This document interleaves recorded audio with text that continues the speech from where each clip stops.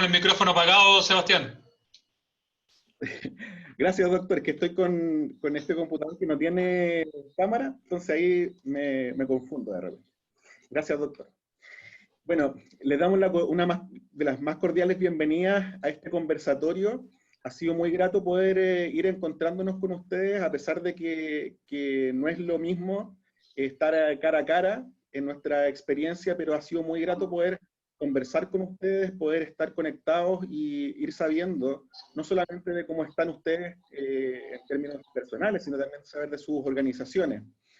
Hoy día queremos conversar con ustedes en este espacio, principalmente de mostrar un estado actual de nuestra red suroriente frente a la pandemia, pero también hablar de temas que son muy relevantes y que los hemos ido también tratando de alguna forma en nuestras reuniones o en otras instancias, que tienen que ver con la estrategia de testeo, trazabilidad y aislamiento, muy importante para enfrentar el momento en el que estamos en esta emergencia, y por el plan de reactivación de la atención, de todo lo que es la atención en nuestra red. Y por eso es importante que no solamente está nuestro director, que encabeza este conversatorio, sino que tenemos invitados muy importantes, como les decía yo. Están y nos acompañan el doctor Juan Cristóbal Morales, de la Unidad de Salud Digital, la doctora Sonia Baza, de la misma unidad, Natalia Fua, que está ahí invitada, que nos contaba el doctor Morales que es tesista en la unidad, así que bienvenida.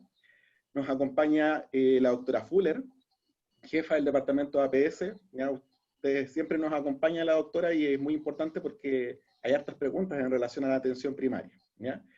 Y bueno, brevemente, para también presentarlos a mi equipo, el Departamento de Participación y Gestión de Usuarios, que están siempre con nosotros, ¿ya? En todas estas actividades. Brevemente voy a presentarlos a ustedes, ¿ya? Quienes nos acompañan hoy día.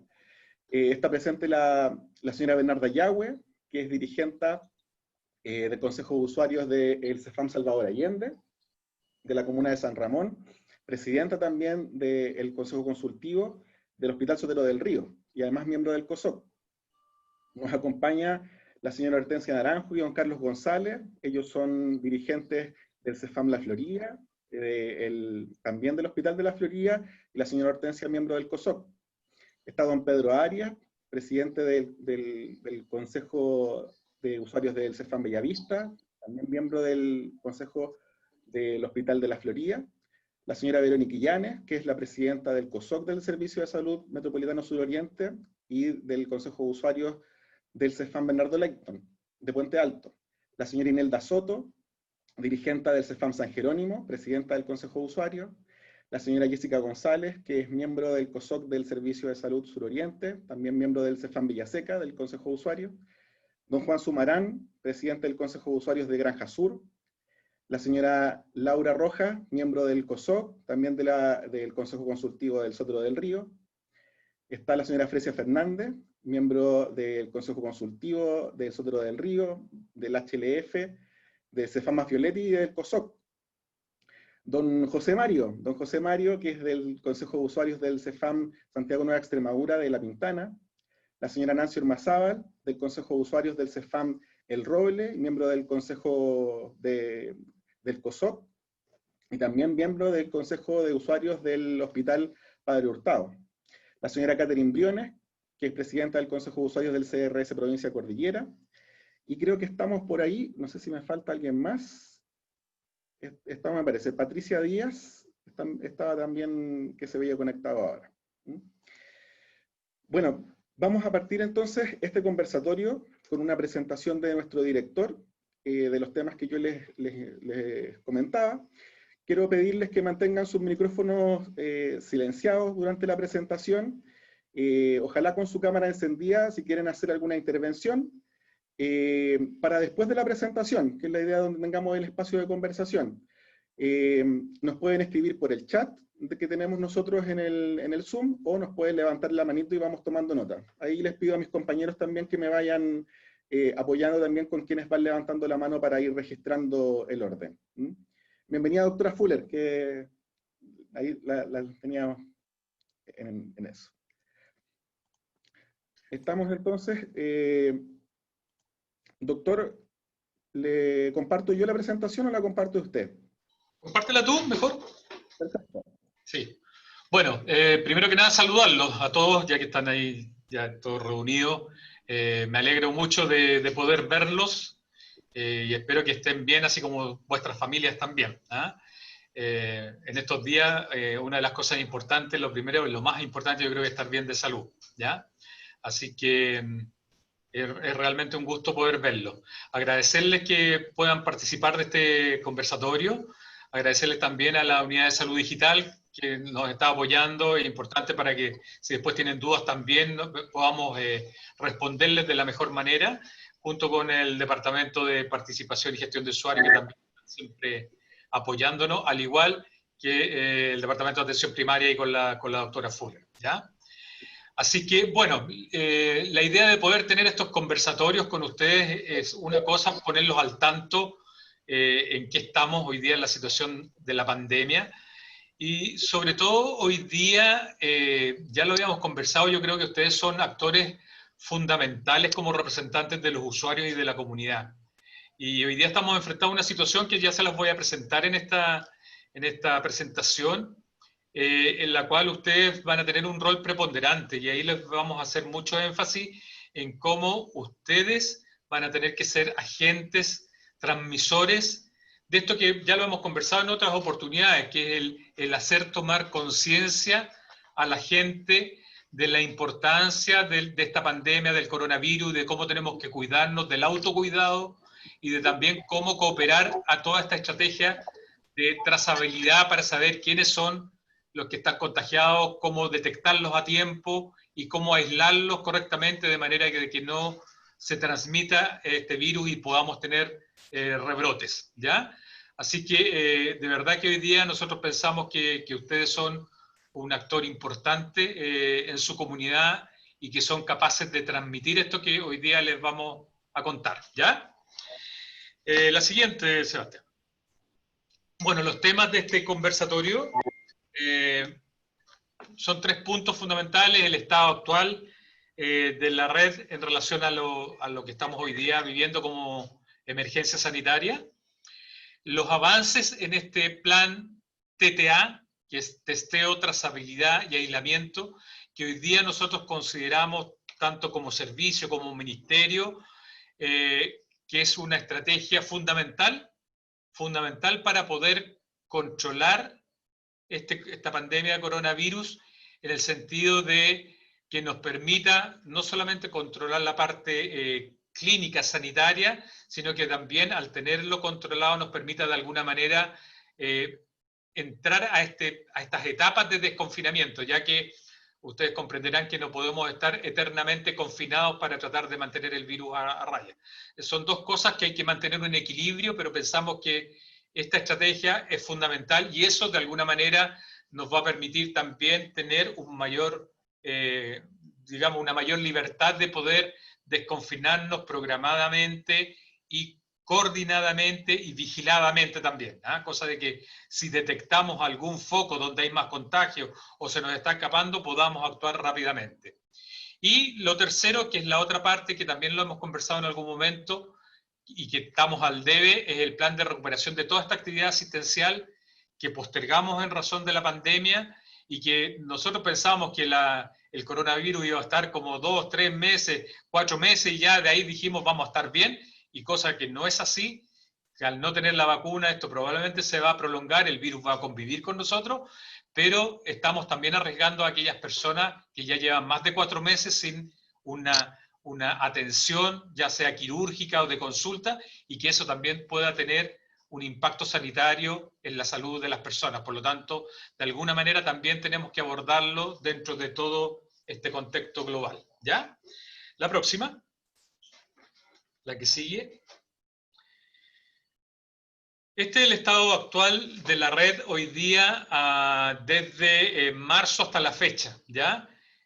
Hasta el día 12 de agosto, y lo que ustedes ven como puntitos rojos son la cantidad de personas que se contagiaron con el PCR positivo, que en nuestra red Suroriente alcanza a 33.716 personas que se contagiaron. Ese es el acumulado, ¿ya?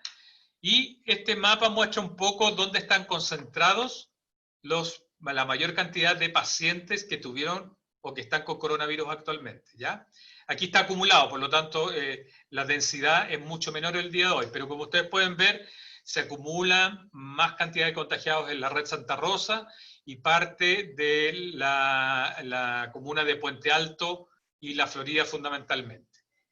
La siguiente. Este fue el número de personas que se hospitalizaron en la red producto del coronavirus, ¿ya? Y aquí abajo vemos nosotros los meses en que comenzamos a fines de marzo a notar que teníamos una mayor cantidad de hospitalizados, siendo el pic máximo a fines de mayo y junio, la mayor cantidad de pacientes que ingresaron a los establecimientos hospitalarios por motivos del coronavirus. Y cómo ha evolucionado la curva hasta ahora, hasta el mes de agosto, en que en realidad la cantidad de hospitalizados por coronavirus, si bien es cierto, ha bajado considerablemente, pero ojo que todavía tenemos muchos pacientes coronavirus y todavía tenemos muchos pacientes que están ocupando camas críticas con ventilación mecánica, ¿ya? Así que si bien esto se ve como una buena noticia, no hemos bajado los brazos y estamos atentos todavía porque todavía tenemos pacientes en nuestros establecimientos que están ocupando camas de UCI y con ventilación mecánica, ¿ya? La siguiente. Este es el número de defunciones en que comparamos los años anteriores con respecto al 2020 y ustedes en el gráfico que está arriba ven como en la línea roja que corresponde al año 2020 en relación a las otras dos líneas que fueron los años anteriores y en el mes de junio ustedes ven que se crece considerablemente y fue la cantidad de fallecidos por coronavirus y prácticamente se duplicó y un poquito más, ¿ya? Hasta el día de hoy, hasta agosto, ustedes ven también cómo han descendido, la cantidad de fallecidos ha disminuido también considerablemente, pero igual todavía hoy día tenemos fallecidos producto de coronavirus, ¿ya?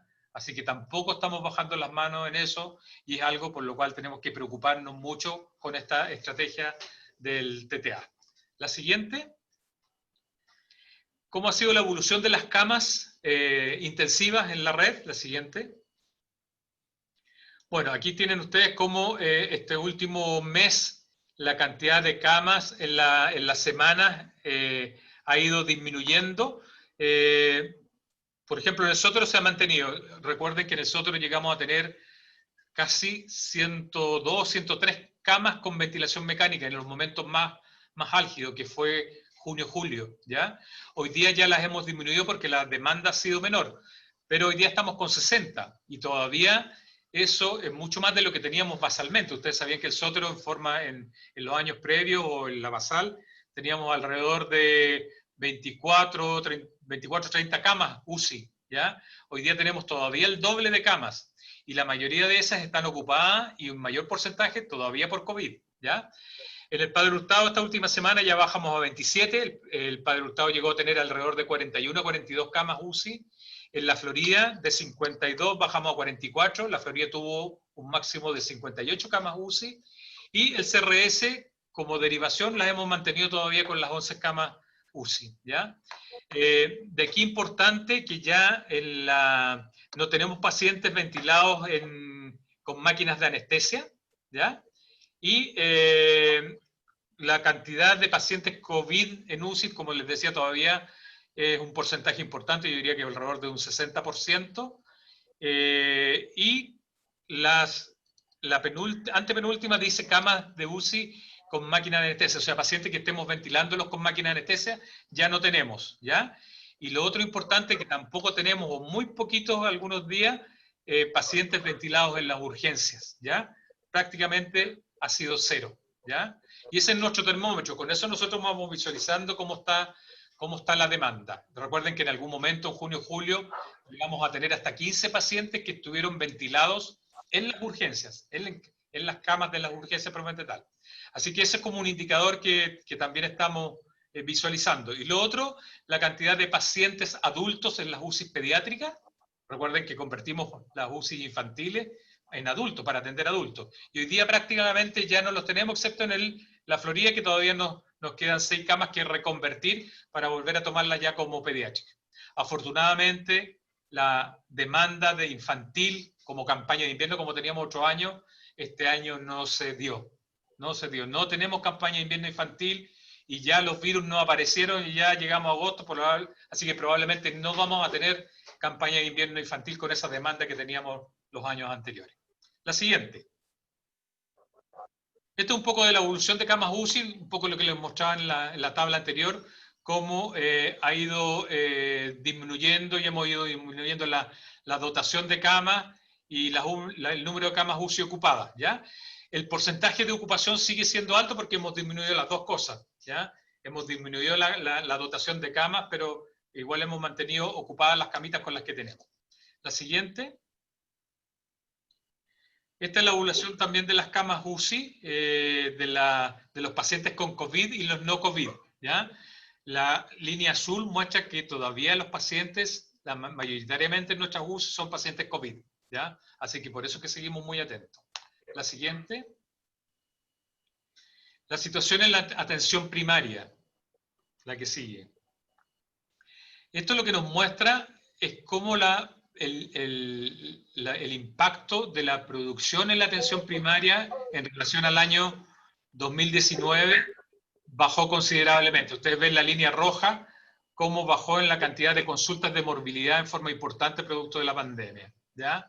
Con una caída de la actividad asistencial en abril de 67, 64, 62%, ¿ya?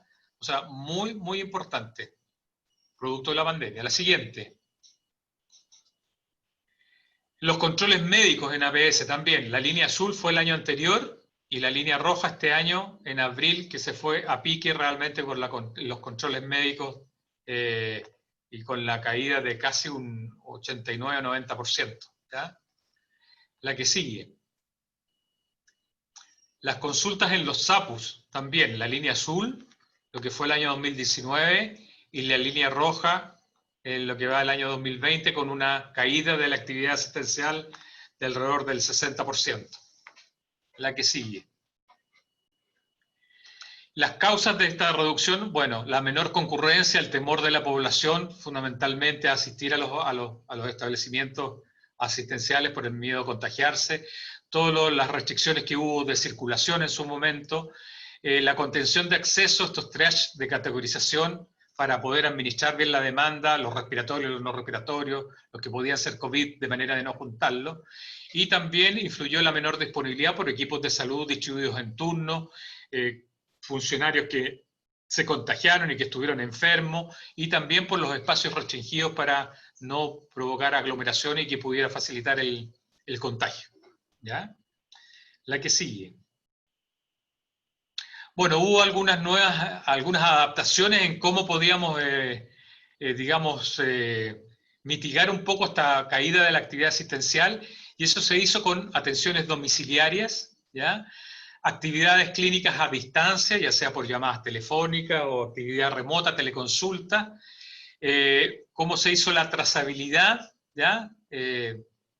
Con las concurrencias a los lugares y con las clínicas móviles que nos permitieron de alguna manera ir a los lugares que eran de mayor riesgo y que de alguna manera los podíamos evaluar y también poder tomarle los exámenes a esos grupos de riesgo, fundamentalmente los ELIAM o algunos otros que estuvieran en riesgo de poder contraer el virus. ¿Ya?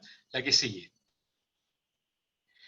Atenciones domiciliarias en atención primaria, fundamentalmente el oxígeno domiciliario en contingencia. Apoyamos al nivel primario con el servicio de oxígeno en domicilio de manera oportuna, pacientes que clínicamente estaban estables, con bajo requerimiento y con control de seguimiento por el CESFAM. ¿Ya?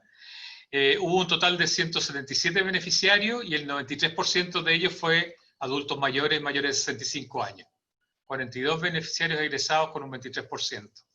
Y hospitalización domiciliaria en la APS en contingencia, un total de 179 beneficiarios en el Servicio de Salud Metropolitano Suroriente.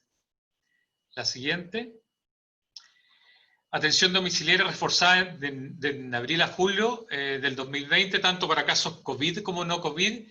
Se hicieron visitas, en total casi 30.000 visitas de atención domiciliaria, COVID 13.000, no COVID 16.000. Se hicieron también algunos procedimientos, en total 22.708 procedimientos, 12.000, 13.000 casi fueron no COVID y casi 10.000 COVID. Y también llamadas, en total 291.000 llamadas telefónicas, de las cuales la mayoría fue COVID, 201.000, para ver un poco la evolución clínica y cómo estaba. ¿Ya? La que sigue. Las atenciones domiciliarias de manera remota, la teleconsulta, cómo le hicimos el seguimiento remoto a través con médicos, matronas, enfermeras, TEN y otros profesionales. Se hicieron en total, para casos COVID de coronavirus, 45.000, casi 46.000 teleconsultas realizadas de esta manera. Y seguimientos remotos, también para casos COVID, 143.398 casos que fueron seguidos remotamente. ¿Ya? La que sigue.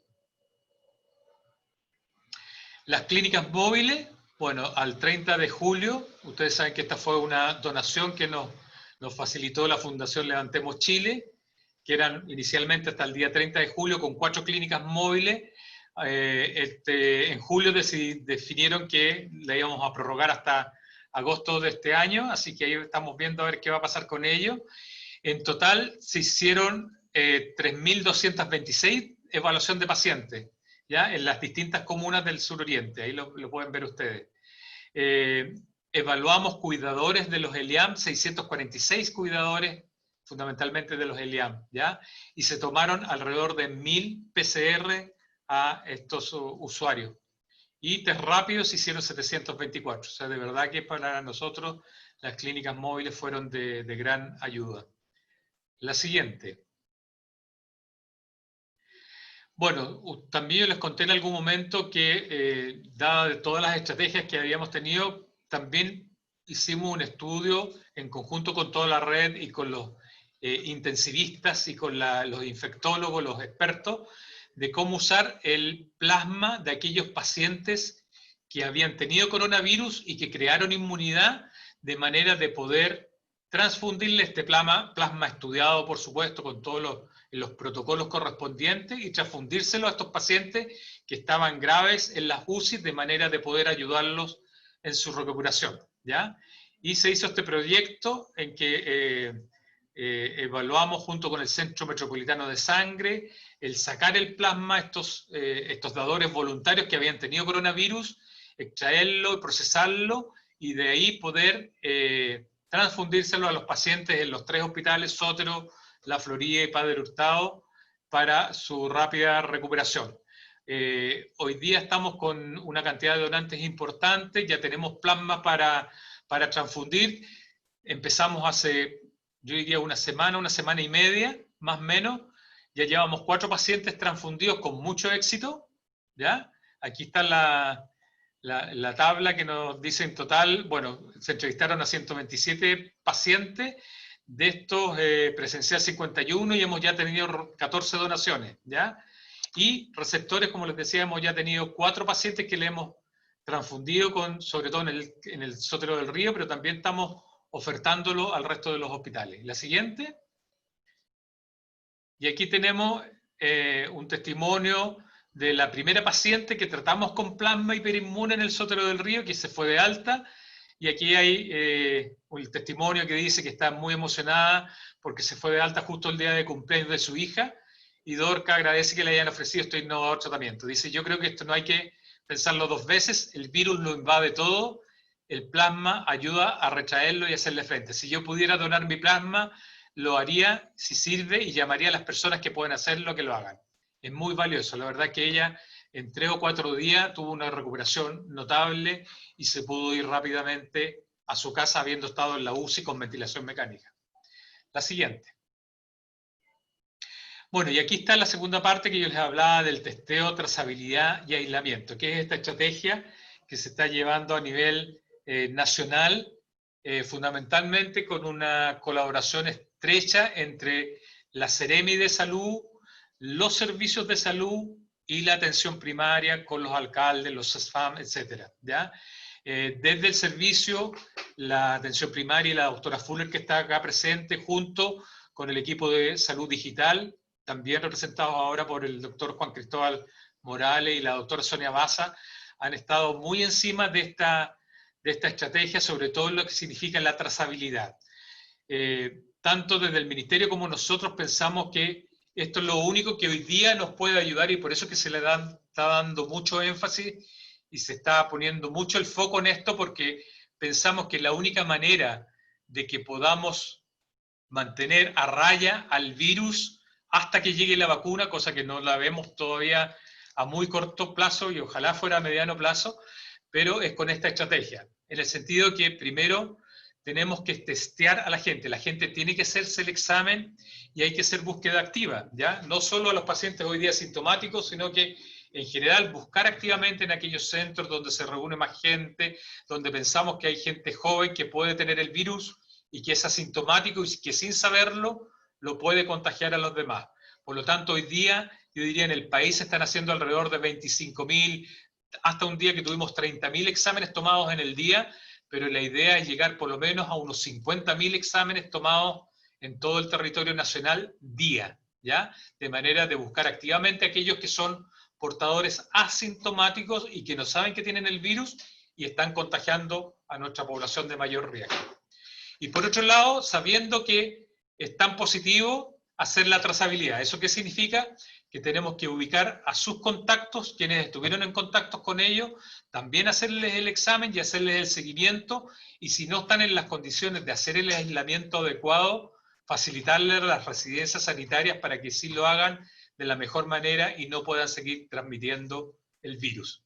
Nosotros pensamos y estamos seguros que esta es la única estrategia que hoy día nos puede ayudar y a mantener de alguna manera controlado el virus y por lo menos visualizado por si se nos escapa en alguna parte para proceder a este retroceso en la estrategia de paso a paso, de volver atrás a cuarentena, pero ya más focalizado en aquellas áreas donde vemos que se nos ha escapado, ¿ya? Y así poder permitir en las otras áreas estas etapas de desconfinamiento para de alguna manera hacerlo más llevadero hasta que tengamos la vacuna. La siguiente. Bueno, aquí están las estrategias, las comunas están haciendo búsqueda activa, hay módulos de seguimiento de toma de muestras disponibles, nosotros tenemos una plataforma desde Salud Digital que nos permite hacer este seguimiento.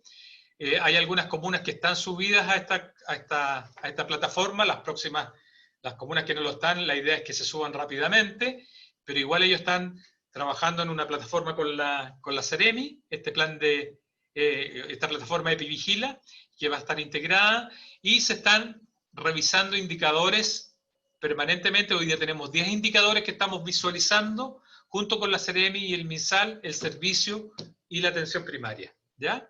La siguiente. Es importante que aquí nos han apoyado también voluntarios de la Universidad de Chile. De alguna manera se están haciendo convenios con estudiantes de los equipos de las áreas de la salud con las universidades, de manera que nos ayuden a esta trazabilidad, en esta encuesta, en el ir a las casas, a ver cómo están, el seguimiento, etcétera, a ver quiénes son nuestros contactos, de manera de poder tener no una llamada tan remota, sino que estar en terreno para ver cómo avanzamos en esto. Y lo otro también, pedirles el apoyo para que nos ayuden a educar a la comunidad en lo que significa esta trazabilidad y este virus, ¿ya? Aquí se han hecho alrededor de 7.527 seguimientos y con una contactividad sobre el 70% de que hemos tenido contactos con las personas en estos seguimientos, ¿ya? La siguiente, en 12 centros. La siguiente. La positividad es uno de los indicadores de esta trazabilidad. ¿Eso qué significa? Ustedes recordarán que en los momentos más álgidos de la pandemia, de la cantidad de exámenes que hacíamos, un alto porcentaje salían positivos, ¿ya? Eso es lo que se llama porcentaje de positividad. Eso significa que la mayor cantidad de exámenes que hacíamos, la mayoría estaba contagiado, y eso significa que había una alta contagiosidad en la población.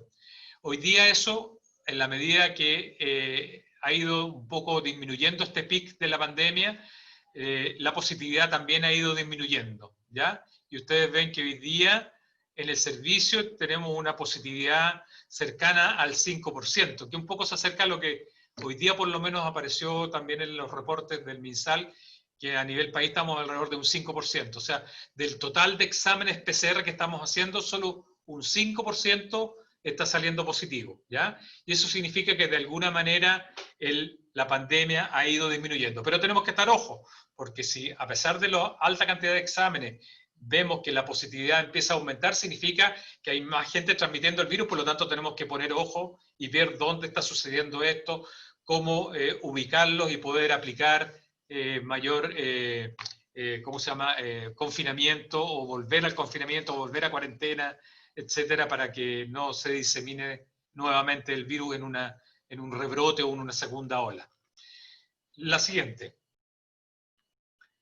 Esto es lo que la cantidad de exámenes que se ha hecho por búsqueda activa, ¿ya? El total en el servicio, del total de exámenes realizados, un 64% se está haciendo por búsqueda activa. O sea, no estamos esperando en los CEFAM que la gente llegue a solicitar el examen, sino que estamos saliendo a terreno, a lugares, a ferias, a lugares donde haya mayor acúmulo de personas, áreas que nosotros definamos, para ir a buscar a estos pacientes o personas que son asintomáticas y que puedan tener el virus, ¿ya? Este es un indicador también importante que está dentro de esta estrategia. La siguiente. La capacidad de identificación de contactos. Y aquí es importante porque este es uno de los indicadores que la estrategia no ha sido capaz de tener una buena identificación de los contactos. Esto significa que si yo salgo positivo, soy como el caso índice, y a mí me preguntan, ¿y con quién ha tenido contactos usted? Y yo digo, no, con nadie. ¿Por qué? Porque no quiero comprometer a las personas que estuvieron conmigo, o las personas que estuvieron conmigo tampoco quieren que de alguna manera los identifiquen, porque significa que los van a poner en cuarentena y no van a poder salir a trabajar, pero eso es malo porque van a contagiar al resto de la gente. Entonces, aquí es donde yo les decía al inicio, lo importante que son ustedes como actores principales, en el sentido de transmitir a la comunidad lo importante que es esto, este indicador, para mí es fundamental, y aquí necesito la ayuda de ustedes. Nosotros necesitamos saber que si una persona está positiva, ¿quiénes son sus contactos? ¿Quiénes estuvieron en contacto estrecho con ellos? Porque donde ellos tenemos que ir para hacerles el examen, ver cuáles de ellos están positivos y cómo los podemos aislar precozmente y que no sigan contagiando al resto de la población, ¿ya? Y aquí significa pasar por una toma de conciencia importante. La gente tiene que entender que esta es la única manera de que nosotros podamos controlar este virus, ¿ya?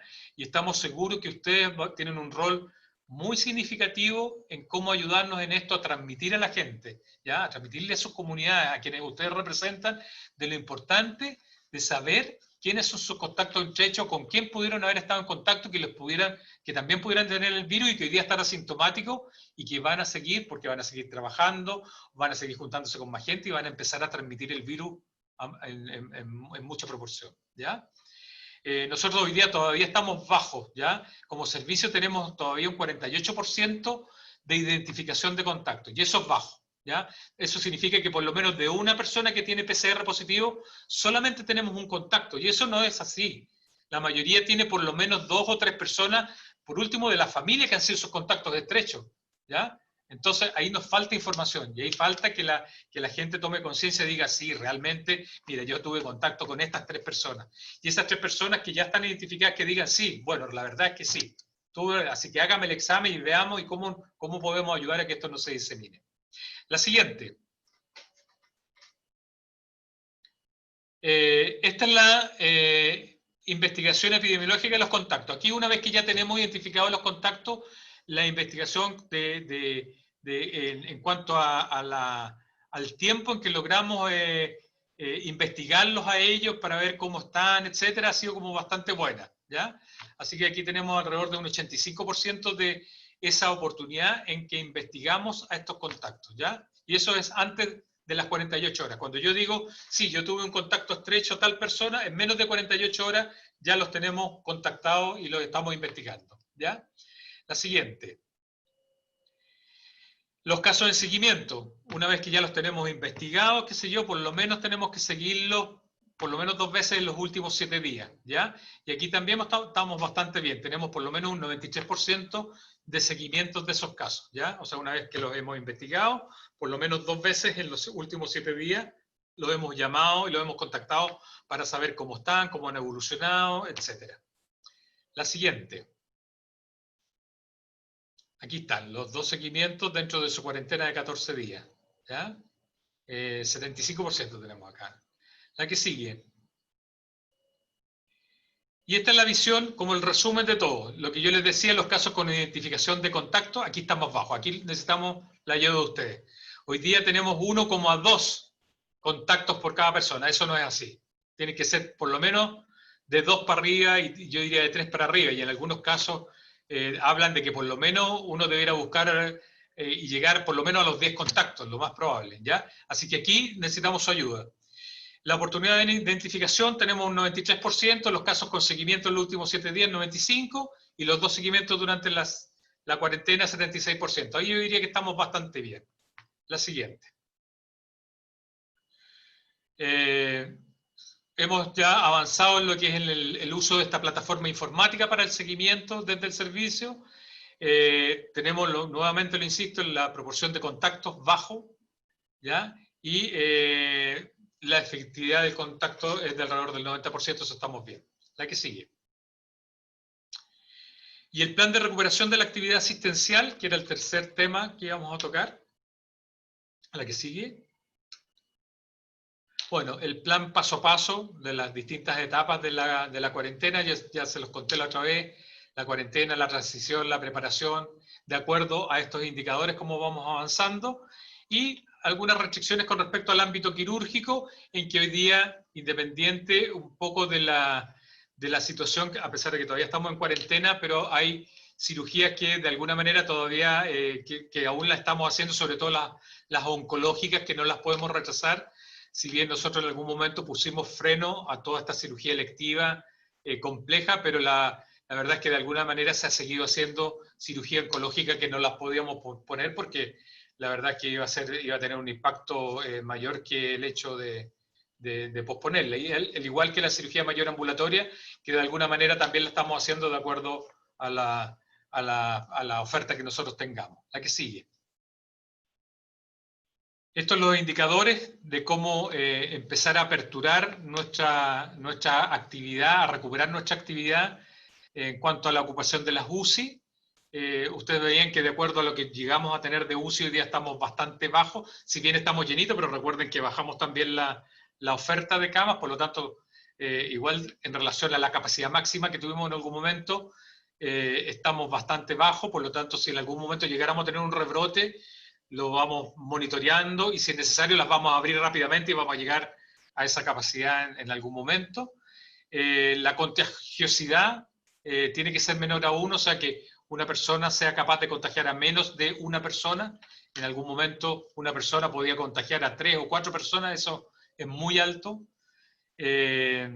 La tasa de proyectada de casos activos, la positividad regional. ¿Se acuerdan que yo les decía que ahora estábamos en un 5%? O sea, ya eso es un indicador muy bueno para ir avanzando en estas etapas de desconfinamiento. Y la gente que está aislada y el porcentaje de casos nuevos que están en seguimiento, que también hablan de un 60%. ¿Ya? Indicadores que de alguna manera con esta estrategia del TTA tenemos que ir aplicando para ver cómo nos vamos a ir desconfinando en esta estrategia de paso a paso. La que sigue. Bueno, el desafío para recuperar esta actividad asistencial es recuperar y optimizar la producción y fundamentalmente priorizando, focalizando en lo que es la lista espera GES y dentro de la lista espera GES fundamentalmente lo que es oncológico, pero también lo oncológico no GES en un contexto de pandemia en regresión y en la etapa de reactivación inicial. Focalizar la resolución, ver cuánta es nuestra oferta de prestaciones y por sobre todo, que también en algún momento les dije, con las medidas de seguridad de manera que podamos garantizar de que no se contagien tanto nuestros funcionarios como nuestros usuarios que van a concurrir a estas prestaciones. ¿Ya? La siguiente. El plan de recuperación, ¿cuáles son nuestros objetivos? Resolver sobre todo las GES retrasadas y las que están vigentes, correspondientes al año 2020, lo que les decía, la lista de espera no GES oncológico, ¿ya? Con antigüedad mayor de 3 meses, resolver la lista de espera no GES quirúrgica con antigüedad, o sea que sea anterior al año 2018, las consultas también previas al 2018, que no GES, y la parte odontológica también ingresada con anterioridad a diciembre del 2017. La que sigue. Bueno, aquí está cuánto es lo que tenemos que resolver. Ya, si antes teníamos lista de espera, hoy día tenemos más listas de espera y, por ejemplo, aquí tenemos la consulta nueva de especialidad, que en total tenemos un total de 102.191 consultas nuevas que resolver en todo el suroriente, ¿ya? Ahí está diferenciado por los distintos establecimientos, con un total de días de espera de 516, o sea, más de un año de espera de consultas nuevas de especialidad. Lo mismo en la parte odontológica, 32.000, ¿ya? Con un total de 558 días de espera en la parte odontológica. Las GES no quirúrgicas, estamos hablando de consultas, en total en el servicio tenemos 3.074, que son al 30 de junio, y que están vigentes, esas son las retrasadas, y tenemos vigentes otras 3.000 más, ¿ya? Así que también tenemos lista de espera en consultas GES que tenemos alto que resolver. Y en las quirúrgicas tenemos un total de 3.526 como servicio, ¿ya? De las no GES, que están tanto retrasadas como vigentes, 3.500, y más las GES, que incluye las oncológicas, que son 831, ¿ya? O sea, tenemos alrededor de 4.000 y tantas cirugías que resolver, ¿ya? Y aquí tenemos la total de intervenciones quirúrgicas por antigüedad, que también tenemos aquí algunas todavía esperando del año 2011, 2012, que también hay que resolverlas por antigüedad, ¿ya? Y las oncológicas también, que le habíamos dicho que le íbamos a priorizar. La siguiente. ¿Cómo lo vamos a hacer? Bueno, lo principal aquí es ver cómo podemos potenciar lo que podemos resolver de manera institucional. Yo les hablaba la otra vez de hacer lo más eficiente nuestra oferta con lo que tenemos como institución, ¿ya? En el contexto actual. Y eso fortaleciendo todos los procesos clínicos y administrativos y focalizando la resolución en estas prestaciones que son de mayor prioridad, ¿ya? Y que yo les decía que nuestra prioridad va a ser sanitaria. Primero, lo oncológico, porque eso es lo que más nos interesa, porque ya estos pacientes que tienen cáncer no pueden esperar más porque se les va a diseminar y se va a complejizar más. Es nuestra primera prioridad sanitaria. Lo segundo, lo que nos obliga la ley, que es el GES. Y tercero, la antigüedad. Esas van a ser nuestras líneas de cómo priorizar sanitariamente, ¿ya? Y, por supuesto, supervisión permanente de toda esta estrategia y capacidad de resolución de los establecimientos. Cada establecimiento ha trabajado este plan y, de alguna manera, lo vamos a ir implementando poco a poco, paso a paso, de manera de poder ir resolviendo de acuerdo a esta priorización. Y lo otro importante, este concepto de resolución en red. Si alguno de los establecimientos tiene oferta que no tiene el otro, por ejemplo, si el Sotero del Río necesita, por poner un ejemplo, resolver cirugía de mama oncológica y la Florida tiene la posibilidad, se van a resolver allá, cosas que nos vamos a ayudar, vamos a ser solidarios en poder resolver esta lista de espera, y esto se llama trabajo en red o resolución en red. Y, por supuesto, que también vamos a ver la posibilidad de implementar extensión horaria, trabajar después de las 5 de la tarde o días sábados o domingos, de manera de poder resolver alguna cirugía o también hacer extensión horaria en consulta, ¿ya?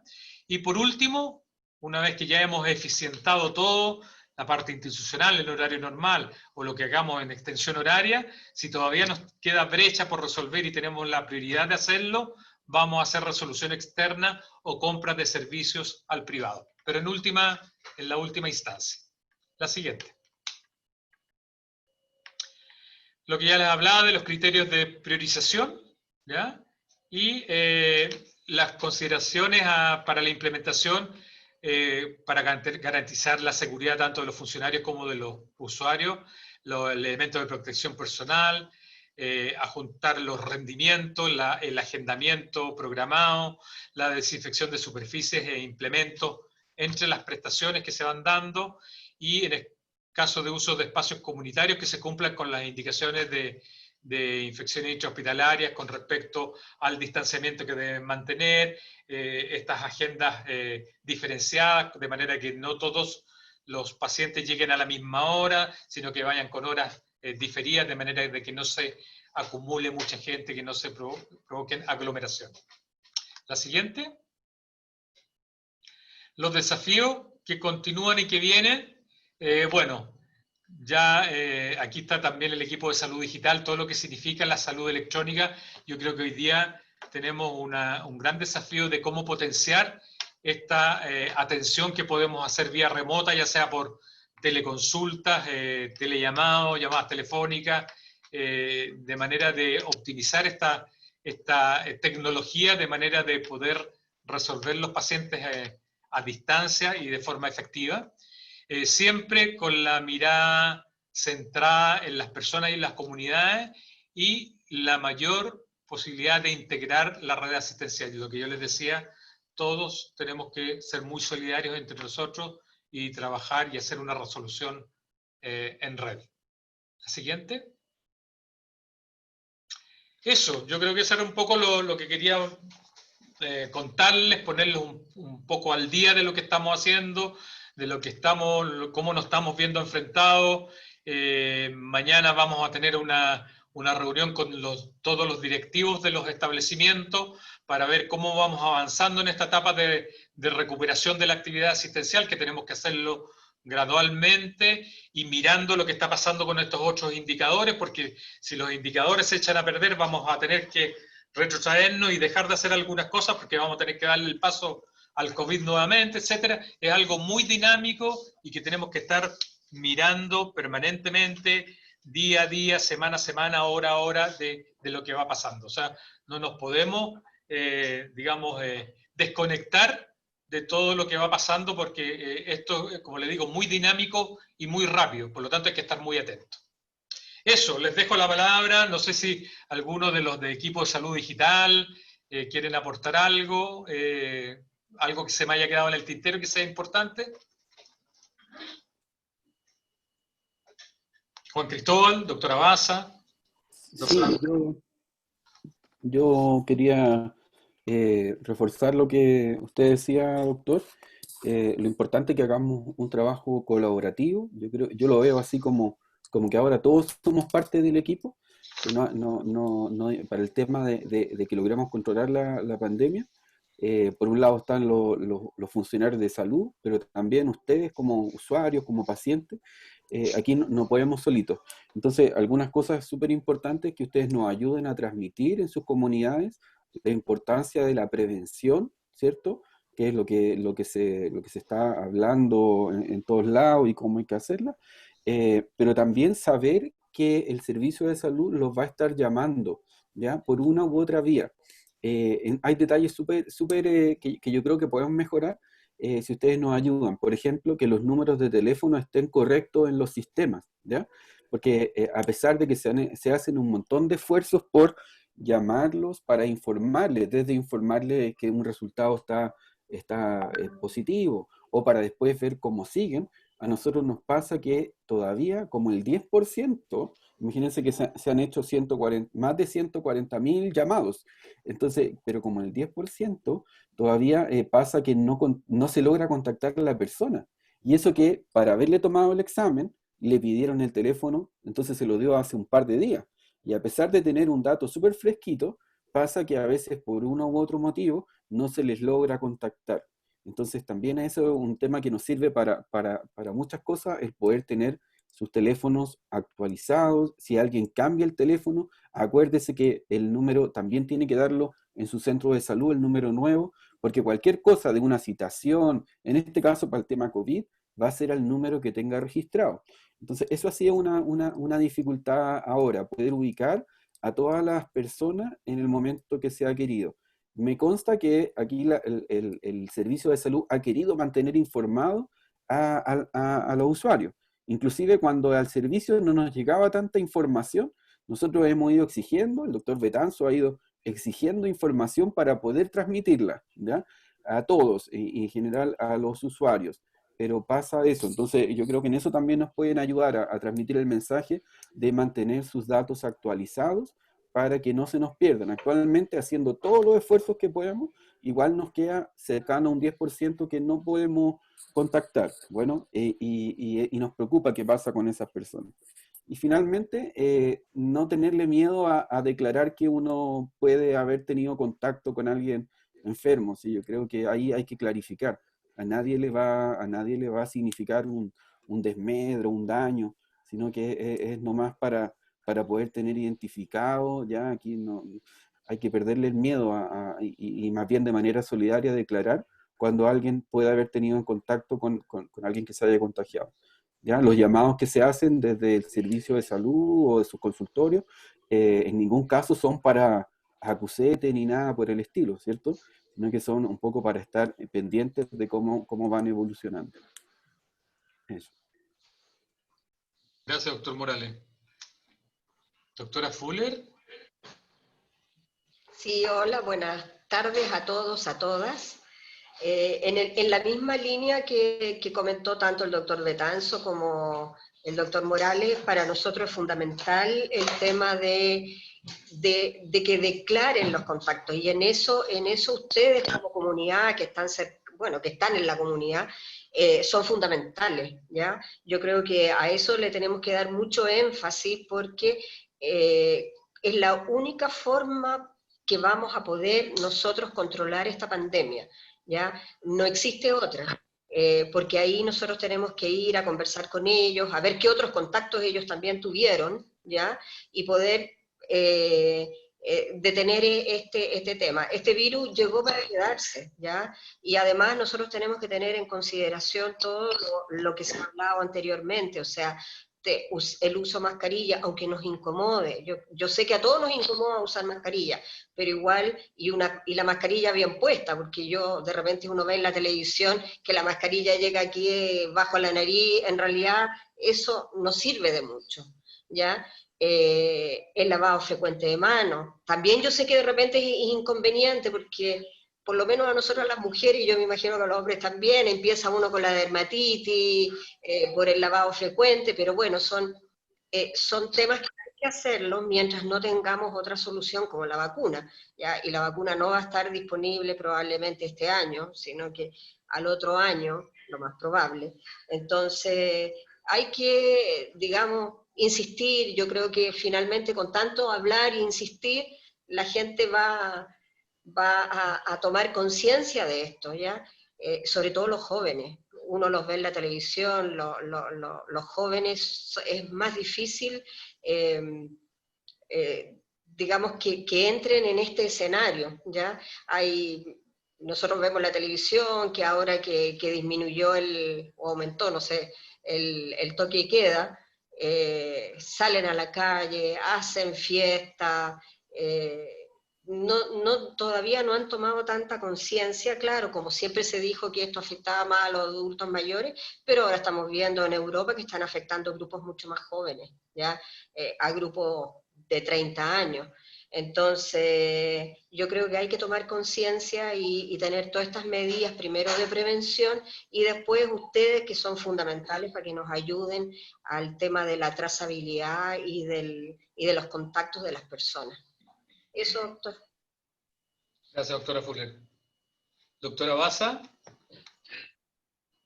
¿algo que aportar? Sí, bueno, en verdad creo que los colegas lo han dicho todo, pero recalcar sí la importancia, bueno, desde donde yo trabajo, ¿cierto?, de salud digital, lo que comentaba el doctor Morales, que ustedes como referentes de la comunidad puedan transmitirles lo importante que es la actualización de los datos, ¿cierto? Sobre todo lo que decía el doctor Betanzo, que ahora más que nunca toma mucha importancia la comunicación, las redes sociales, ¿cierto? Los llamados telefónicos, o sea, la comunicación que no es presencial, porque precisamente no podemos hacerla siempre, entonces reforzarles a ustedes que lo transmitan a la comunidad, que es muy importante la actualización de los datos de dirección y de teléfono. Eso. Gracias, doctora Baza. Bien, pues. Sebastián. Doctor, tenemos ya tres solicitudes de palabra. En la medida de que ustedes quieran intervenir, también les pido que levanten su mano o nos escriban en el chat, ¿ya? Vamos a partir con la señora Jessica González, que tiene una pregunta sobre la APS. Sí, yo preguntaba, ¿cuándo vamos a poder empezar con la atención en la APS en morbilidad? Porque hay harta gente que pregunta, ¿cuándo van a empezar las atenciones, que están enfermos? Y la urgencia no es como para ir, no sé, por un dolor de cabeza o una cosa así. Entonces, ¿cuándo vamos a empezar con esas atenciones, así, entre comillas, normales? Gracias, señora Jessica. Doctora Fuller. Sí, me imaginé que yo tenía que contestar eso. Bueno, señora Jessica, en realidad en este momento se está planificando paso a paso también, tal como lo explicó el doctor Betanzo, el retorno a las actividades, entre comillas, como dice usted, normales, porque normales no van a ser durante un tiempo, no sabemos cuánto, pero por lo menos este año no van a ser normales, ¿ya? Porque se necesitan muchas condiciones en este momento en los centros de salud, tanto para la protección de ustedes mismos cuando vayan en forma presencial a los centros de salud, como para la protección de los funcionarios.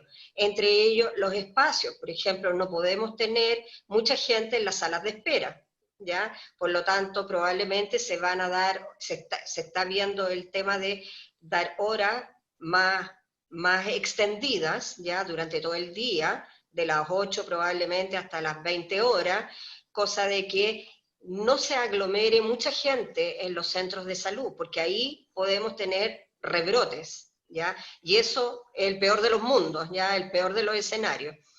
Por lo tanto, paso a paso se va a ir abriendo la oferta, y mucha de la oferta que nosotros tenemos va a ser en teleconsulta, y para eso estamos trabajando también con el doctor Morales a través de Salud Digital, porque vamos a tener que ocupar estos medios que son a distancia, ¿ya? Hay muchas cosas, hay muchas consultas, hay muchas prestaciones que sí las podemos hacer a distancia. Entonces, poco a poco se va abriendo. Ahora, si uno tiene si requiere una atención de morbilidad, porque está, no sé, porque tiene alguna alteración que no puede esperar, uno se puede acercar igual al centro de salud o llamar al centro de salud para que le den una hora, ¿ya? O le hagan una recomendación vía telefónica, también puede ser, ¿ya? Pero como le digo, hay muchas condiciones que en este momento están evaluando todos los centros de salud. La idea de ellos es empezar ya probablemente en septiembre, pero hay que evaluar las condiciones, como le digo, tanto de infraestructura de los centros de salud, de los elementos de protección personal, del tema que para resguardo los funcionarios están en rotaciones cada 15 días, otros cada una semana, entonces no está el 100% de la dotación en forma presencial, y eso es también para resguardar a los mismos equipos de salud, que igual se nos han contagiado, igual se han enfermado, tanto en los hospitales como en la atención primaria. Es inevitable de repente, por mucho resguardo que uno tenga, que, no sé, pues de repente uno se sacó la mascarilla de la forma que no debiera y se contagió nomás, ¿ya? Entonces todo eso hay que seguir trabajando, y yo creo que posiblemente, tampoco lo tenemos tan claro, segunda quincena de septiembre podría ser. Hay algunos centros que están muy ansiosos de empezar, pero hay que tener cuidado, hay que estar paso a paso, porque como le decía, en lugares en donde se junta mucha gente podemos tener un nuevo brote, y eso es el peor de los escenarios, ¿ya? No Muchas sé gracias, si... doctora. Sí, gracias, doctora. Muchas gracias.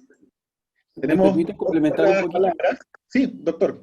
lo que decía sobre lo que la doctora Fuller? Solo de experiencia personal en este caso, que a mí también me toca ver pacientes en el Hospital Sótero, y a veces me he dado cuenta que algunas personas creen que no se está haciendo nada que no sea COVID. Yo creo que son grupos pequeños de personas, pero me ha tocado y me he preocupado mucho porque al menos en lo que a mí me toca hacer en el hospital, no hemos dejado de ver personas también presencial. Claro, más reducido y lo más urgente. Pero nos pasó con un caballero que llevaba como 3 meses con un tema, ¿cierto?, de una herida que le sangraba más encima. Y ahora recién llegó y le dijimos, pero ¿por qué no nos contactó? Y él pensaba que no estábamos atendiendo. Entonces, un poco lo que decía la doctora Fuller, si alguien tiene una situación puntual, alguna cosa más urgente o que se le venció una receta, eso, la idea es que lo pidan, no es que, ¿cierto? Masivamente no se puede abrir todavía, pero no dejen de contar con sus equipos de salud para que les solucionen temas muy puntuales. ¿Ya? Lo mismo los servicios de urgencia. Los servicios de urgencia, y se ha dicho varias veces, están separados, la parte COVID, la parte no COVID. Y también me ha tocado ver personas que tienen miedo de ir a la urgencia porque dicen, no, pero es que ahí todos están con COVID. Entonces ahí también es importante transmitir eso para que no dejemos de recibir la atención que necesitamos en caso delicado o más urgente. Gracias, doctor. Tenemos en la lista a la señora Julia, la señora Fresia, don Juan Sumarán, la señora Verónica Llanes, don José Mario. Señora Julia, por favor, haga su pregunta. Tiene que prender su micrófono. Hola, buenas tardes a todos. Doctor Betanzo, tengo una consulta que me la han hecho muchas personas que han tenido familiares hospitalizados y después de que llegan a la casa, ellos no tienen la seguridad de cómo el virus sale del cuerpo. ¿Qué seguridad tienen ellos de que no se van a contagiar cuando la persona ya estuvo en el hospital? ¿Cómo sale el virus del cuerpo si no tuvo más que con el respirador, no hubo medicamentos, aparte del paracetamol? ¿Cuál es la forma de vencer el virus, aparte de las cosas cotidianas que dijimos, el distanciamiento, el lavado de manos, la mascarilla, etcétera? Pero ¿cómo el virus se va? ¿Cómo ustedes como médicos están conscientes o están seguros de que ese paciente ya se puede ir porque no tiene el virus en el cuerpo? A ver, mira, esa es una de las cosas que se protocolizó de aquellos pacientes que teniendo COVID estaban hospitalizados y que fueron sometidos incluso a ventilación mecánica invasiva. En el momento que ya fueron evolucionando hacia la mejoría, la idea era que estuvieran por lo menos 14 días desde los últimos síntomas que tuvieron, ¿ya? Entonces, habitualmente ellos cumplían un periodo que iban pasando de un lugar de mayor complejidad a otro de menor complejidad. Habitualmente era de UTI, después pasaban a camas de agudo, camas médico-quirúrgicas, pero desde que habían tenido la última sintomatología evidente respiratoria, ya sea de tos, fiebre, qué sé yo, desde ese último día contaban 14 días para como tener en parte la seguridad de que ya no eran contagiantes, ¿ya? Hoy día, si una persona se hace un PCR después, posterior, incluso se ha visto que hasta, lo comentábamos en la mañana en otra reunión, incluso hasta 2 o 3 meses, si se hacen una PCR, todavía van a quedar trazas genéticas del virus, pero el virus está muerto, ¿ya? O sea, no es contagiante. Pero si se hacen una PCR, probablemente le salgan trazas, ¿ya? Entonces uno tiene que poner cuidado con eso. Pero la mayor seguridad la da un poco esos 14 días desde la última vez que tuvo sintomatología, ¿ya? Y habitualmente eso lo cumple dentro del periodo de hospitalización. Ok, gracias. Gracias, señora Julia. Señora Fresia, por favor, active su micrófono. Buenas tardes a todos. Tengo unas preguntas que hacerle. Se habló, ¿qué va a pasar? Porque al salir de una pandemia en la cual la gente ha estado mucho tiempo encerrada, no va a salir con un estado mental muy apropiado. Va a salir muy ansiosa o depresiva. Ahora, el otro problema es, nos solicitan solidaridad a los diferentes establecimientos, el apoyo unos a otros para hacer las operaciones Plan Auge. Excelente. Pero resulta de que la parte monetaria, ¿en qué sentido nos va a ayudar o a aportar a cada establecimiento que prestemos el apoyo? Porque resulta de que el aporte monetario que se le dio este año a los establecimientos de salud se redujo. Fuera de eso, yo sé que esta pandemia entregó una cantidad de dinero importante para la pandemia, para compra de X cosas, que no los tengo desglosados ni sé cuáles específicamente fueron. ¿Estos productos que quedan dentro del hospital o están en arriendo, como decía el ministro, como están los equipos de... Ahí se me olvidó el nombre, estos equipos de los resucitadores. Ventiladores. Eran en arriendo. Ya, los arriendo. Eso, ¿hay algo que ha servido a la salud pública de la Red Suroriente, a los diferentes establecimientos, para poder mejorar algo su salud? Porque hasta antes de la pandemia, la salud pública estaba mal. Y no sé si ahora habrá mejorado algo con aporte de dinero para la pandemia que le haya ayudado a los diferentes establecimientos. Gracias, señora. Y lo que a mí más me preocupa es el rebrote. El rebrote. Claro, hablamos de abrir establecimientos lentamente. Le van a poner un switch a cada persona para que no salga, le abren la puerta de la casa y van a salir todos. Igual que cuando abrimos un corral, y me van a disculpar la comparación, pero en la realidad que vi, salen las cabras para el monte. Esto va a ocurrir. ¿Cómo van a frenar usted a esta gente que en el fondo al resto que se está cuidando o que se ha cuidado pueden contagiarlo? Es preocupante porque ya no vamos a tener una vida como era. Esto es otra cosa. Entonces, si usted me interesa presupuesto para ayudar, aportar para el plan Auge, porque no es llegar y operar gratuitamente con el presupuesto que uno tenga y le envíen 10 o 20 pacientes de plan Auge, aparte de otros establecimientos. ¿Qué pasa con salud mental? ¿Qué pasa con el rebrote? Y sí, esta pandemia dejó un aporte positivo en los establecimientos de salud para que den una mejor atención primaria, de salud, tanto primaria como secundaria. Gracias. Gracias, señora Fresia. He dicho, bien.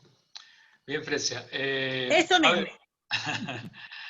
A ver, lo primero, esto de la solidaridad, no es solamente para resolver cirugía GES, ¿ya? Estamos hablando de solidaridad para resolver las cosas que alguno tenga oferta y que el otro no lo tenga. Estamos hablando en general. Ahora, en relación al financiamiento de todo esto, usted sabe, y en algún momento yo se los dije, vino un financiamiento especial COVID, ¿ya? Que venía en una bolsa determinada, definida, que era COVID, que fue determinada hasta, yo diría, fue por 3-4 meses, que debiera estar terminando ahora en julio, agosto, ¿ya? Nosotros entendemos que el tema continúa, por lo tanto, hoy día se están gestionando además recursos. Yo ayer tuve una reunión con el ministro, los subsecretarios, y ya habían tenido una reunión con Hacienda, en el sentido que están pidiendo los recursos necesarios para terminar el año y en relación a COVID, ¿ya? Y segundo, también lo que usted decía en relación a los recursos de manera normal, para un año normal, que también era insuficiente, que eso nosotros también sabíamos y ellos también lo saben, para terminar el año también en forma normal, ¿ya? Por lo tanto, los recursos hoy día se están gestionando y ya están en un nivel avanzado de conversación. Ya lo sabe Hacienda. Hacienda tiene que conversarlo con el presidente para que el presidente lo autorice y se transfieran de manera de poder tener continuidad en la atención de los distintos establecimientos, ¿ya? Y me refiero tanto al presupuesto normal para terminar el año como al presupuesto COVID, entendiendo que todavía podemos tener rebrotes o todavía estamos con el virus. Por lo tanto, todavía tenemos muchas cosas que estamos haciendo. Así que el tema de financiamiento no va a ser problema, no va a ser problema en ese sentido. la otra pregunta con respecto al equipamiento. El equipamiento, ustedes saben que nosotros teníamos en la red, estoy hablando de los 3 hospitales, alrededor de 45 camas UCI con ventilador mecánico. Y llegamos a tener más de 200 camas UCI. Nosotros recibimos del Ministerio ventiladores mecánicos de alta gama, ventiladores pesados, ventiladores de mediano uso, ventiladores de transporte, cánulas nasales de alto flujo, qué sé yo. Todo eso es nuestro, ¿ya? Quedaron para cada uno de los establecimientos de los cuales se repartió. Eso no se devuelve. Nosotros vamos a quedar con una gran cantidad de equipamiento, llámese ventiladores, llámese monitores, llámese cánulas de alto flujo, ¿ya? Que son eventualmente para toda la parte respiratoria para el enfrentamiento de COVID. Lo que arrendamos fue para las clínicas privadas. Recuerden ustedes que yo como director de servicio quedé a cargo también de las camas de las clínicas que correspondían a mi sector. Eso significaba Bupa y la clínica de Vespucio, ¿ya? Y ellos también nos ayudaron a resolver todo lo del área suroriente, incluso la metropolitana, y a ellos les faltaron ventiladores también, pues ellos tenían pocas camas UCI, y ellos también duplicaron o triplicaron su cantidad de camas UCI. Entonces, como la parte pública no podía entregarle estos ventiladores a título gratuito a las clínicas, nos traspasaron a nosotros esos ventiladores y nosotros se los arrendamos a las clínicas, ¿ya? Por el tiempo que los usaran. Ellos hoy día ya no tienen la necesidad, los devolvieron, ya son míos de nuevo y yo les cobré un arriendo a la parte privada por el uso de esos ventiladores. Pero vuelven a nosotros y son míos, son de la red, ¿ya? Por lo tanto, si en algo ganamos materialmente de esta pandemia en relación a cómo mejorar la salud pública, como usted dice, sí, ganamos en todo lo que significa equipamiento, que es equipamiento de alto costo, ¿ya? Pero además ganamos en otras cosas, pues no solamente en la parte monetaria. A la FRESE le gusta la parte monetaria nada más, no, es broma. Pero también ganamos en experiencia de cómo enfrentar muchas cosas, ¿ya? Lo que hablábamos recién, vamos a potenciar todo lo que es la atención remota, teleconsultas, teleconferencias, televideo, videollamadas, el agendamiento segregado para no acumular gente, el despacho de medicamentos, ¿ya? Sí hemos aprendido, ya sabemos que tenemos que despachar a sus casas, a sus domicilios, por más meses, por más tiempo, o sea, obviamente que nos ha dejado muchas enseñanzas, ¿ya? Por lo tanto, yo creo que de alguna manera tenemos que sacar lo positivo que nos ha traído esta pandemia, que no solamente la parte de recursos físicos como el equipamiento, sino que también muchos aprendizajes, muchas cosas que antes los hacíamos porque siempre las habíamos hecho así. Hoy día tenemos otra mirada de cómo hacerlo, llegando más a la gente, preocupándonos más del usuario, ¿ya? Y siendo más solidarios entre nosotros. Salud mental. La salud mental en la medida que estemos planificando esta recuperación de la actividad productiva en la atención primaria es algo que se está trabajando también. Y yo estoy absolutamente de acuerdo con usted. Yo creo que es un tema que hoy día vamos a tener que abordar, sobre todo en la recuperación de la atención primaria. Y ahí, no solamente la parte presencial, yo creo que ahí podemos utilizar mucho las consultas, ya sea con psiquiatras, con psicólogos, por vía remota, de manera de poder abordarla de la mejor manera, pero sin duda que es un tema que se está trabajando, hay unos programas a nivel ministerial, pero hoy día lo estamos trabajando desde acá del servicio de cómo abordarlo dentro de este plan de la atención primaria, que yo creo que es fundamental, es prioritario también, ¿no? Sí, gracias doctor. Ya. Don Juan Sumarán, por favor, para que active su micrófono. ¿Ahí? Don Juan, se escucha. Mire, una consulta. Me llegó la información, aquí está, donde me informan que el Departamento de Salud de La Granja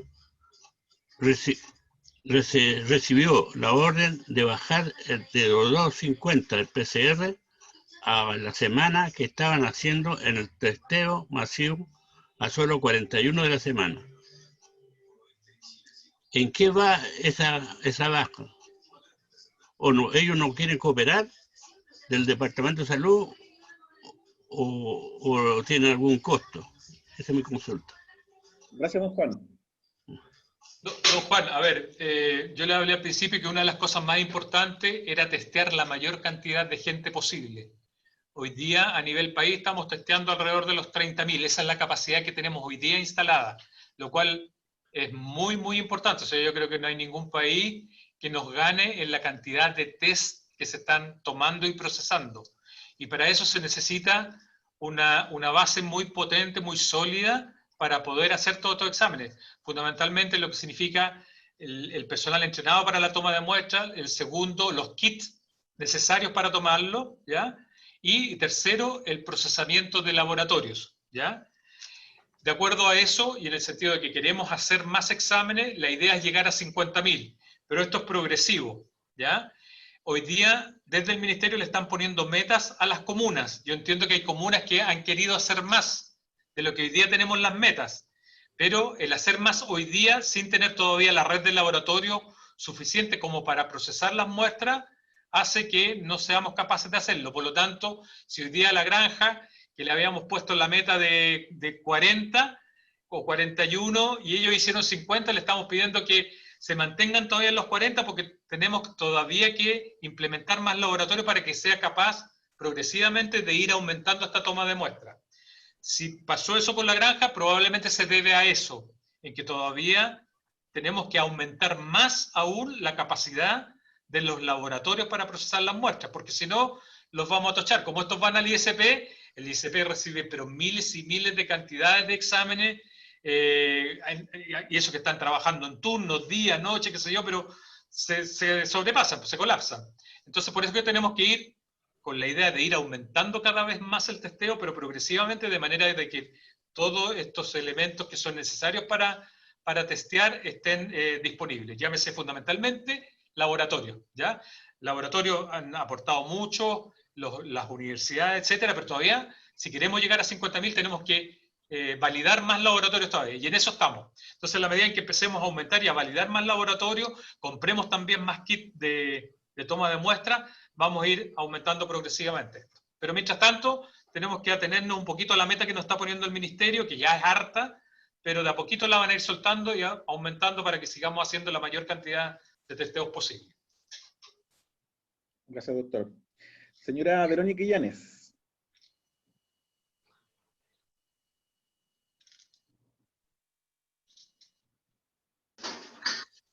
Ahí sí.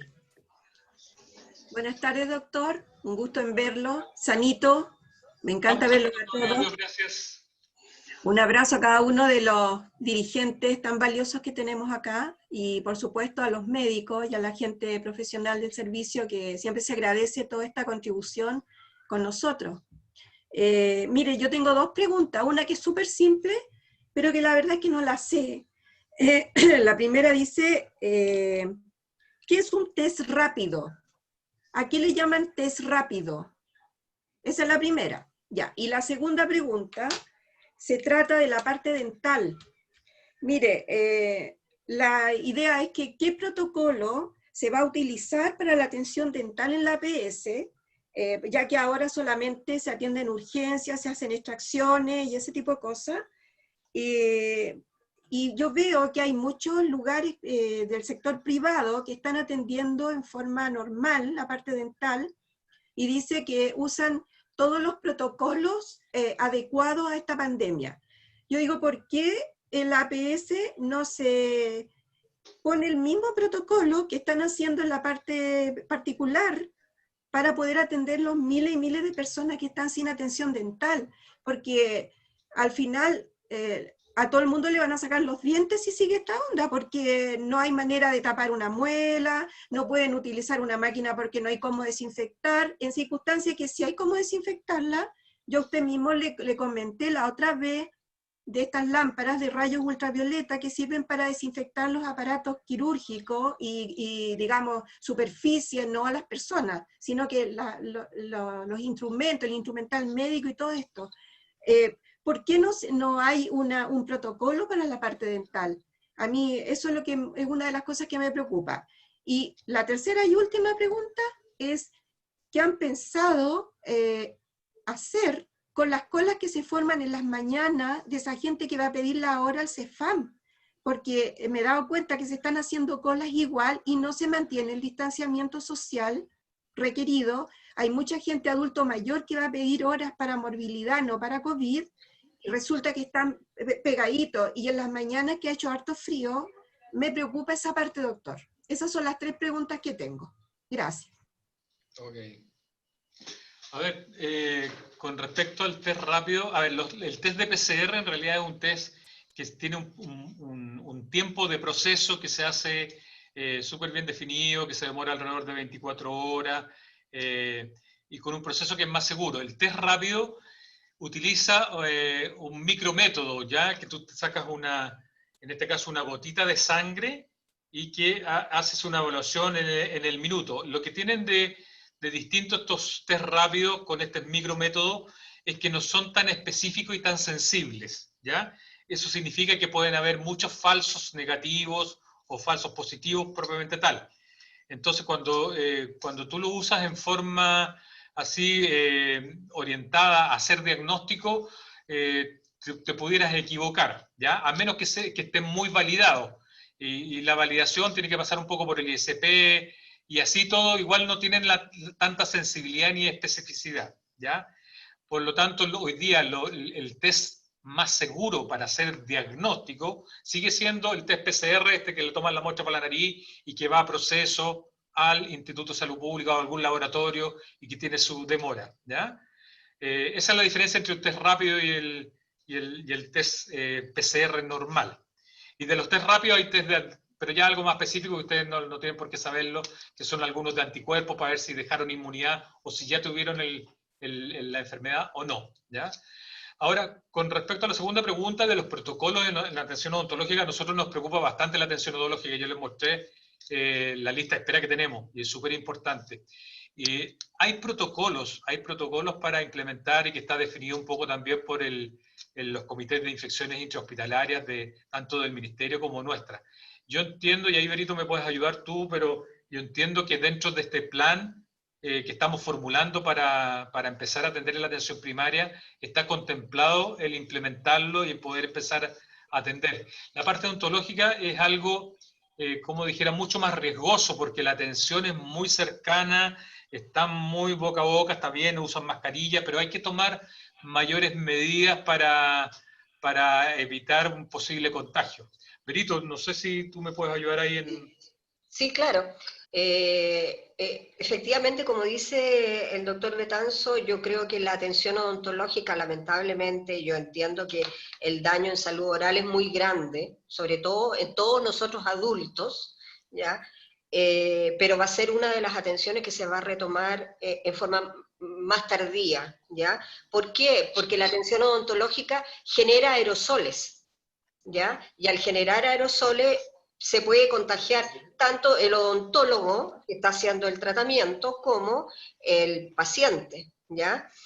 Por lo tanto, hay que tener mucho más precaución. Efectivamente, se están trabajando los protocolos, pero en nuestros centros de salud, sobre todo en los CEFAM nuevos, que tenemos clínicas dentales en que tienen 2 y de repente en algunos 3 sillones en el mismo espacio, va a haber que tomar algunas medidas de modificación de infraestructura, ¿ya? Entonces, en eso están trabajando los equipos de salud de la atención primaria, porque va a haber que hacer tabiques que sean lavables entre sillón y sillón para poder retomar, si no van a quedar inhabilitados a lo menos un sillón, ¿ya? Y con la necesidad que hay, eso es poco viable, ¿ya? Además tenemos que tener súper claro que tanto la persona que se va a atender como los odontólogos van a tener que estar de arriba abajo con elementos de protección personal, ¿ya? Entonces hay que adquirir además los elementos de protección personal. Y por el tema de la desinfección también va a haber que comprar más instrumental, ¿ya? Porque no es que no tengamos instrumental, pero ahora para cuidar el instrumental y para no tener que estar desinfectándolo a cada rato, sino que en el día vamos a tener que tener el instrumental suficiente para poder dar la atención adecuada. Entonces son hartas las condiciones que tiene que tener para poder volver a la actividad, entre comillas, normal, ¿ya? Toda la actividad preventiva, por supuesto que eso se puede seguir haciendo incluso a distancia, pero el tratamiento odontológico presencial, eso lamentablemente no se puede hacer a distancia, y como le digo, se requieren varias condiciones para eso. Pero están los equipos trabajando en aquello, ¿ya? Y la otra pregunta, Berito, se me olvidó. De las filas, doctor. Ah, de la fila. Ah, perfecto. Mira, yo creo que eso, bueno, en parte los mismos SFAM van a tener que poner algún tipo de señalética, y lo otro importante, por lo menos para delimitar los espacios definir los espacios de distanciamiento, por lo menos de 1 metro. Lo otro importante que hay que trabajar es el agendamiento. Yo creo que va a haber que implementar algún tipo de solicitud de hora que no requiera que estén ahí presentes, ¿ya? Y lo tercero, el hecho por lo cual estamos pidiendo ayuda. O sea, yo creo que es importante que ustedes nos ayuden también a tomar conciencia de lo que significa mantener todas estas medidas preventivas, sobre todo del distanciamiento físico, que es súper importante, y el buen uso de la mascarilla. Yo creo que son los 3 ejes los cuales tenemos que trabajar muy bien. Pero yo creo que sobre todo ver alguna manera de agendar estas horas sin que tengan que asistir al lugar, ya sea para evitar las aglomeraciones, como para evitar que se levanten temprano, se sometan al frío, etcétera, todas esas cosas. Yo creo que por ahí van las medidas a implementar.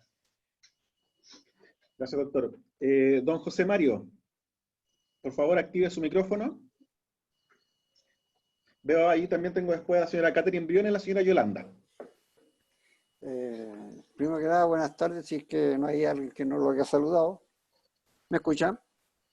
Sí, se escucha. Ya. Me quedo dando vuelta con lo que estaba exponiendo el doctor Fernando Betanzo sobre el anticuerpo que crea el recuperado, el que ya salió de la pandemia, o sea, del coronavirus. ¿Ya? Plasma, perdón, que lo consulte, que no lo escribí a última hora, no sé si es plasma el plasma hiperinmune.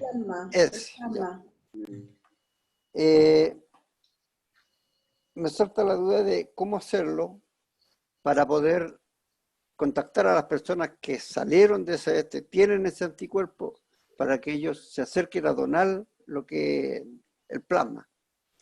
Ya, esa es una de las consultas que tengo. La otra es tengo que poner los ojos más. Disculpen. Ya, bueno, no me voy a quedar con esa pregunta nomás porque me acordé. ¿Qué posibilidades hay de tener todo este material o el video completo que nos manden a nuestro correo para nosotros abastecernos de información sobre todo lo que se expuso ahora? Eso sería. Perfecto, Mario. Lo primero, nosotros hicimos toda una campaña comunicacional que inicialmente la partimos con nuestros funcionarios, ¿ya? Hicimos un llamado a través de las redes sociales, a través de comunicaciones, llamando primero a nuestros funcionarios que habían estado enfermos con COVID a que se acercaran a determinados lugares para primero tener las entrevistas correspondientes y de acuerdo a esas entrevistas determinar si era factible de que pudieran donar el plasma para estudio. Pero también lo estamos ya, digamos, proyectando más allá de lo que significan nuestros funcionarios. Así que estamos haciendo también algún tipo de marketing, así que a través de Sebastián les vamos a hacer llegar también los teléfonos a los cuales pueden contactar si están interesados en donar plasma a aquellos pacientes que tuvieron el coronavirus, ¿ya? Para nosotros es súper importante poder ampliarnos más, de manera de que más gente pueda donar el plasma, porque no todos los que tuvieron COVID tienen las condiciones como para donar el plasma. De ahí hacemos las entrevistas, se toman las muestras, se analiza esa muestra, se ve la cantidad de anticuerpos que hay para el coronavirus, y de acuerdo a eso se les saca el plasma para que pueda ser transfundido. Entonces todo un proceso, y no todos los que se ofrecen para donar finalmente resultan posibles para hacer esta donación. Así que más gente haya, porque vamos a tener posibilidad de tener más donantes efectivos. Así que a través de Sebastián probablemente vamos a hacerle llegar estos, y junto con la presentación de hoy día, porque hoy día no tenemos inconveniente en compartir esta información, ¿ya? Sí, y estamos grabando el conversatorio, así que también lo vamos a disponer ahí para que también personas que no pudieron asistir hoy día lo puedan ver. Gracias, don José. Muchas gracias a ustedes. La señora Catherine Briones, por favor active su audio. Ya, buenas tardes a todos, al doctor Betanzo, a los funcionarios y a los usuarios. Lo mío es más que todo como una sugerencia. Sugerirles si es posible que nos den los fonos de las mesas centrales o la persona quien atiende en cada CEFAM para poder actualizar los datos de los usuarios. Porque si bien nosotros podemos saber lo de nuestro grupo o nuestras agrupaciones, se nos van muchas personas de las manos también, pues. O lo podemos hacer también utilizando si somos amigos de algún dirigente vecinal, también por ese lado se puede, pero que ojalá nos puedan dar los teléfonos. Eso, y lo otro con respecto a la salud mental, también como yo estoy participando de capacitaciones del plan Saludablemente, tengo un fono del gobierno que lo puedo compartir por el WhatsApp, dejarlo para todos los que están presentes, que es de ayuda psicológica. Perfecto. Muchas gracias, señora Catherine. Gracias, Catherine. Doctor, la última pregunta de la señora Yolanda. Ya. Para que reactive su micrófono, señora Yolanda, por favor. No la escuchamos todavía. Tiene que activar su micrófono.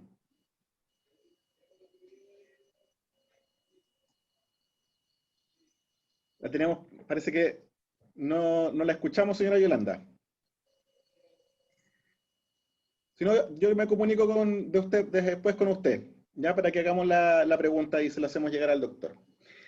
Bueno, estamos en hora ya. Quiero darle la palabra al doctor Betanzo para que haga el cierre. Sabemos que siempre quedan preguntas. Se tiene que ir a otra reunión el doctor, así que estamos ya, le robamos los minutitos extra que nos demoramos para iniciar.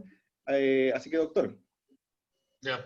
No, mira, solo agradecerle. Yo creo que la oportunidad de hacer estos conversatorios, demostrarles un poco en qué estamos, porque esto es tan, como les decía al inicio, tan dinámico.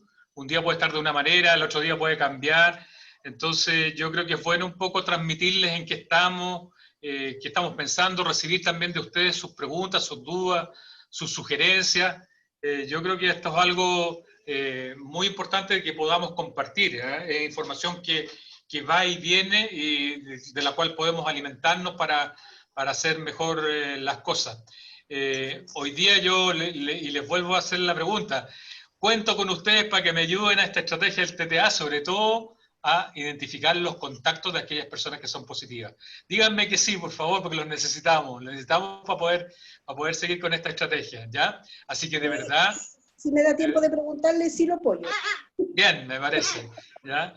Qué bueno, de verdad que los necesitamos. Hoy día son ustedes una pieza clave de toda esta estrategia para contener la pandemia. Así que si tienen más dudas, igual háganselas llegar a Sebastián, de alguna manera se las respondemos, les vamos a hacer llegar la presentación, los vamos a mantener actualizados con lo que va pasando con estas tres cosas, que es un poco la situación epidemiológica, esta estrategia de trazabilidad y cómo vamos a ir aperturando la actividad clínica para empezar ya a retomar algunas actividades de prestaciones de salud tan necesarias para hoy día la gente que no tenga tanto impacto en el futuro, ¿ya? Así que, nada, pues agradecerles de nuevo la participación. Estamos aquí para lo que necesiten, nuestro nexo es Sebastián, y pedirles que se cuiden, ¿ya? Quiero volver a verlos así también, tan sanitos, tan rozagantes, ¿ya?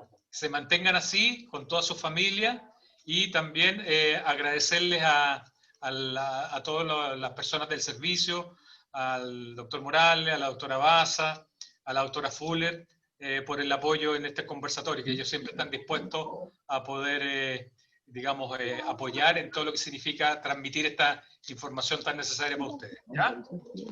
Que estén muy bien, cuídense mucho. Muchas gracias, doctor. Igual usted, doctor. Gracias a todos.